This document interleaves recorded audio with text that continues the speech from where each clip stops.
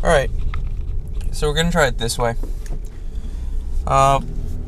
So back in 2000, I want to say 4, no, 2003 more like it, I did the demo thing with Upper Deck to do Yu-Gi-Oh! Tournaments.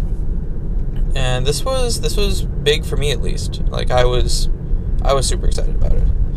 And when I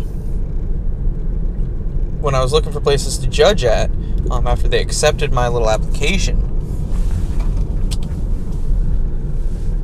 when they were accepting places to judge at, or when I was looking for places to judge at, after I got hired as a judge or demo team leader, I found the game store in my area called Games Unlimited at the time. And I didn't ask for a job. I just wanted to go in and run the tournaments, and that's all I did. Didn't ask for anything. After 2 years, the owner on his own ended up hiring me, which was awesome at the time, which was fantastic. And I worked there for a number of years, until he was looking to sell it. He looked at a couple people, then he looked to me and asked if I wanted to buy it. And I was fresh out of college. Well, not fresh. I had 1 semester left when he asked me. And I was like, why would I want to do this? I don't have the money for it. And he actually set me up with a pretty good deal, and this was a well-established business at the time. There weren't really any other competitors sans one. And they unfortunately burned down 6 months after I bought the store. A little longer. And, so I was like, okay. And I called my best friend at the time, Rachel, who previous to that, we had actually been looking to open up an anime store, which really wasn't going to go anywhere, but we were still going to meetings, we were still taking it seriously, and if it looked like it was something that could pan out, we would go for it, but otherwise, really, it didn't look like it was going to be anything.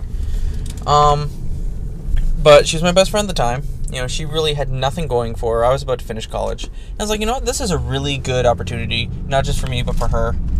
And I called her up, she came down, she said, go for it. So we were co-owners. And we owned the store for a total of 3.5 years. The first 2.5 years were actually really good. They were really, really good. We were making money, we were keeping ourselves satiated, we could actually, buy stuff, and we could improve the store, which it needed serious improvement. And Rachel, of all the things she did there, she was fantastic at working that store, as far as physically working around, so it would be aesthetically pleasing, cleaning, moving stuff, but her human resources were fantastic. That alone sold just hundreds of dollars. Well, no, I should say more thousands of dollars, really. Give me too little credit. And there's a cop behind me.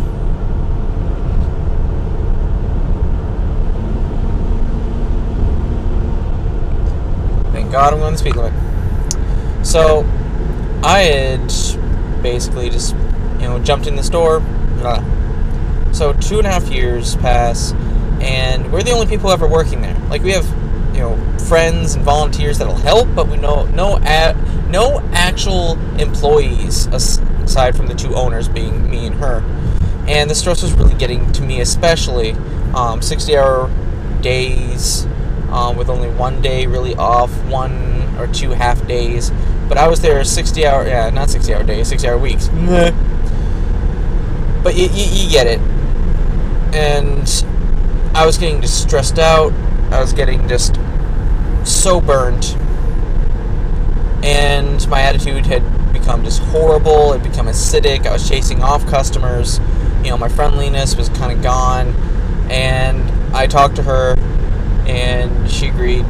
Like, I was fine just selling my half and letting her jump in with someone else, but she said we'd both sell it. So we looked for an owner. We found someone who said he'd buy it, and that was, the wheels starting in motion of selling the store. Now, around this time is also when things started getting a little iffy as far as my social status and social life, when I was becoming a dick. And during that time that I was being a dick, most of the people just started, staying away from me. And you would think after a couple months of this, someone would come up to me and say, "Kirk, you're being a bit of a dick. cut it out. I understand it's the stress, but you're chasing people off. No one really did that.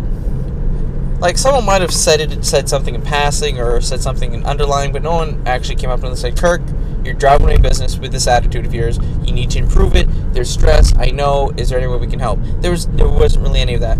Instead, there was a lot of shit talking, a lot of back talking, a lot of drama, a lot of just BSing, a lot of codes. There were codes, okay? This is one of the bigger first things that happened, was there was a code. So people could complain and bitch about me to my face without me knowing. This went on from sometime around October till December. And I didn't know about it for that entire time. I didn't. Some people could have sworn, oh, he must know. No, I didn't. I don't know why I would know. So when I finally, found out, shut up. What the fuck ever. God damn it. Some people can't fucking read. And when I did finally find out, I was devastated, and I had found out through like a third, not even secondary source, like third or fourth source. And that didn't help that didn't help me any. Like, that was the hardest I'd ever cried in my life, really. I'd felt betrayed by pretty much everybody that I knew, because everyone was using this thing. And some were saying some really harsh shit through it.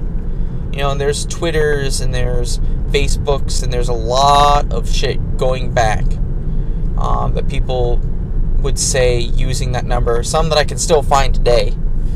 And it was horrible. And, some people still now find me and apologize. Really except my best friend. She kind of gave me a forced apology. And that's probably the biggest tip-off to things were going downhill with me and her, as far as, like, being friends. Previous to that, I could feel tension. I felt she really didn't want to hang out with me, didn't want to be associated with me, be around me. Probably first real instances of that were back at the PortCon. We had decided to start selling at conventions, which was really profitable. But at that convention, she just came off very cold, didn't want anything to do with me, didn't want me around. Her boyfriend kind of gave me the same vibe, but more her than anyone. But I wanted to write it off because there was a lot of history there. There's, like, back to elementary school history with me and her. So I wanted to ignore it, and I didn't want to acknowledge that it was there. And it kind of snowballed from that point on. So we had agreed to sell the store. It continued to take longer and longer with no definite date for about 4 to 6 months, until finally the store did close for renovations, which, gave us this initial thought of, okay, this guy might know what he's doing, that he's putting his foot down, this is awesome. And the renovations did look really good. They did look really good. Unfortunately, that's the only real positive of this. First off, the renovations took a month, which really, it shouldn't have taken as long. The construction company that the landlord had hired kind of dragged their feet, and then when painting and moving everything came in, there were a lot less people, surprisingly, that didn't really want to, be bothered to help. So, and we didn't always have paint either. That's the other thing. He never actually went out and got the paint. His son, who had so much passion in this, bought paint out of his funds, and he didn't have funds. But he still bought the paint, so, this would get done. So, we reopened the store, finally.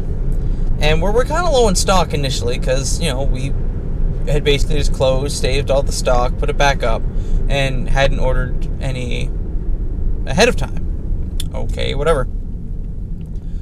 So, we are getting everything, situated. We're selling, we're working again.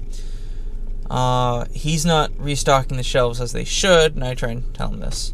One of the first things he does, however, instead of restocking the shelves, Dayash's TV, the big fucking 3D, Mamma Jamma TV? Yeah, he bought 3 of those, and 3 360s, and we didn't need them. we had an HD projector in the back with a 5.1 surround sound system hooked up to it. And that projector room was used on the weekdays, maybe about 25% of the time, on the weekends, about 75 to 80% of the time. But we did need 3 of those damn units. It wasn't that much of a pull. It was just something else that we did. You guys remember that projector? It's in like some of my older videos.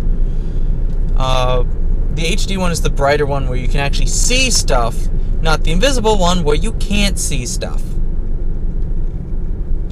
So we're working our butts off trying to get the store going, and after about 1 month, he calls me in the back and talks to me, basically saying, look, you and your partner and this other person who, I initially hired, you're going to all be volunteer at the end of this month because the store's not doing well enough for me to pay you.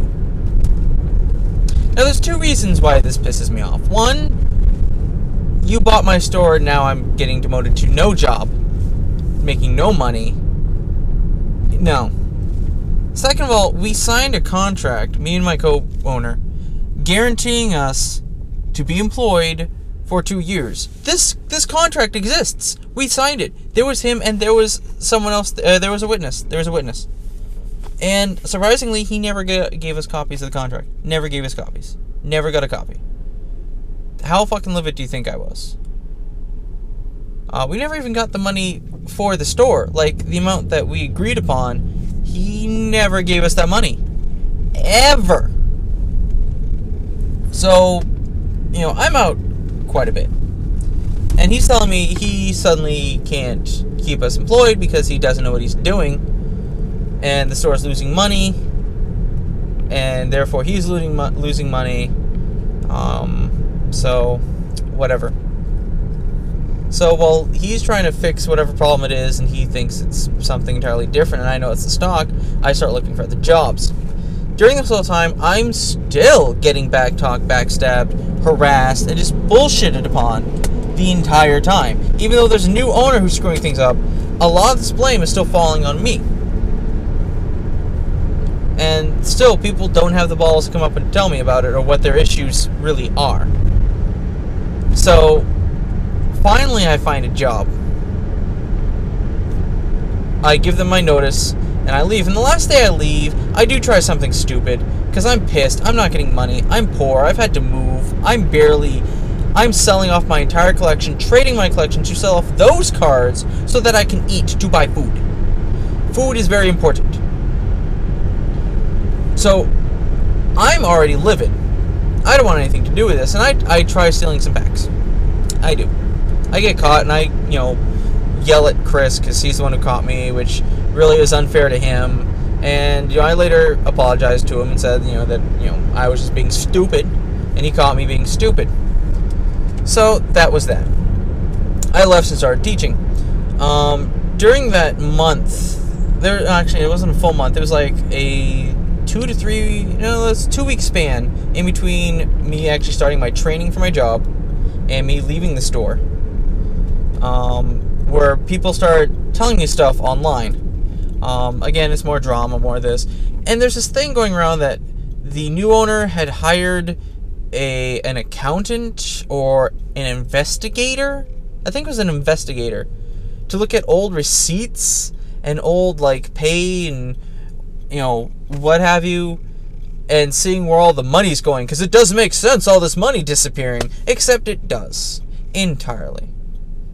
Basically what he's saying is he's blaming theft for the failure of the store, rather than take it upon himself to say that it's his fault. And it's everyone's fault. It was everyone's fault. It's my fault for initially being, for my attitude failing, for being so acidic for so long that it drove customers away. My partner, there were some problems with her. Chris, there were some problems from him. The new owner, there's a lot of problems with him. But it's everyone's fault. In doing this, he's trying to shed any responsibility from him and make this big dramatic scene about it's some thief or some thieves that are stealing from the store. Let me stop you right there. The store wasn't making enough money, period. It wasn't bringing in enough product, period, to keep the store sustained. Therefore, it's a moot point whether or not stuff was being stolen. Even if stuff was being stolen, let's say it was, booster packs. If we were missing a couple booster packs every week, in store, like how much the store would actually pay for that, that'd be maybe $6 a week. I take $6 out of the register more often to buy food, because that's what he told us to do, was we knew we were low on food, and he said, quote, if you need food, take money out of the register, or ask me for money, and I'll give you money for food. That's what he said. Quote, that's what he said. So, stealing, no. There's not enough stealing that could have dropped the store so low. And really, I watched all the merchandise come in. There was not enough merchandise coming in to sustain the store, period. So it's a moot point either way. But it's this big hubbub, and I basically called out saying it's bullshit. But people saying, no, he's real, and even if he's real, it's still a bullshit act. And I got people pissed off at me for that.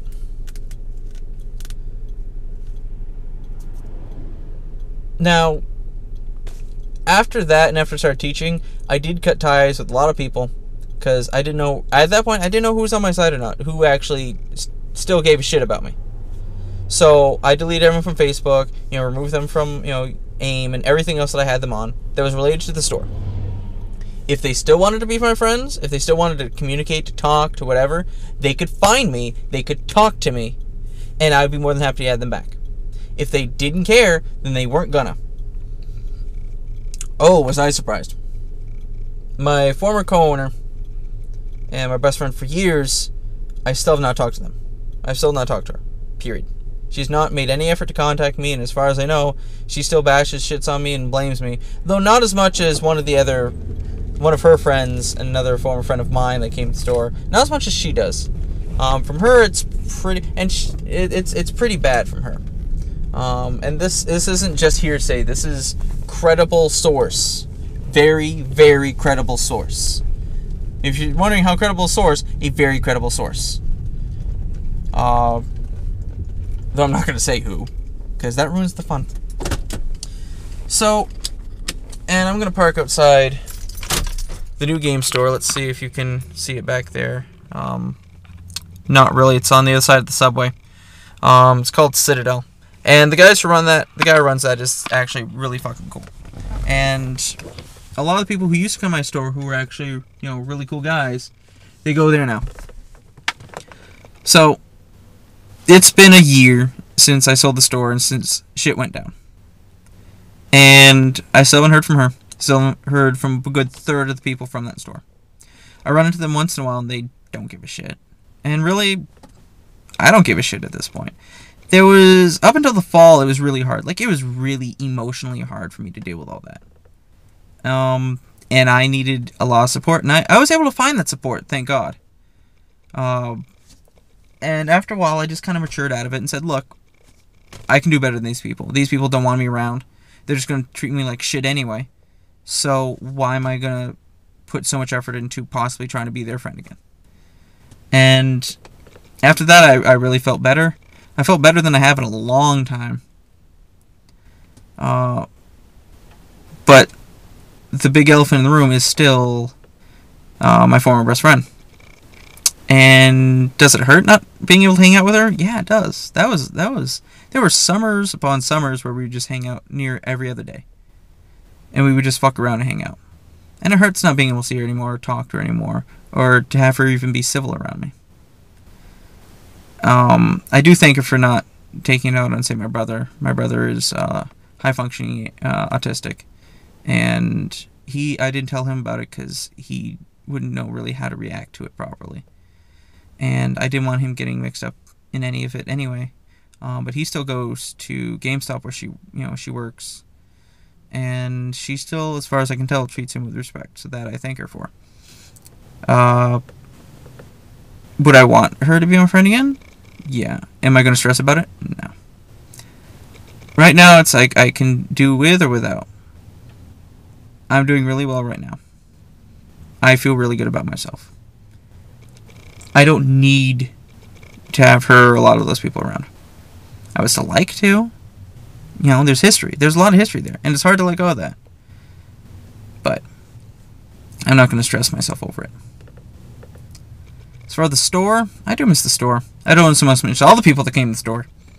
Don't miss Wheezy. Don't miss Bobby. Don't miss Aqualung. Don't miss, I'll admit, a lot of the Magic players. Magic players as a whole, Magic's a good game. Individual Magic players are pretty cool. Magic players as a whole, especially in a tournament or FNM, real, like, oh my god, I wanted to throw them out so often because they were such whiners. So fucking immature. But, do I miss things? Yeah. Do I need them? No. Can I live without them? Hell yeah. And that's kind of the history. If you want to ask me about something to clarify, or if you think I'm lying about something, if you know the situation, please reply. Please respond. Just let me know. I will be more than happy to reply to you, either in text or in another video, to clarify anything. If I left anything out, also let me know. Thanks.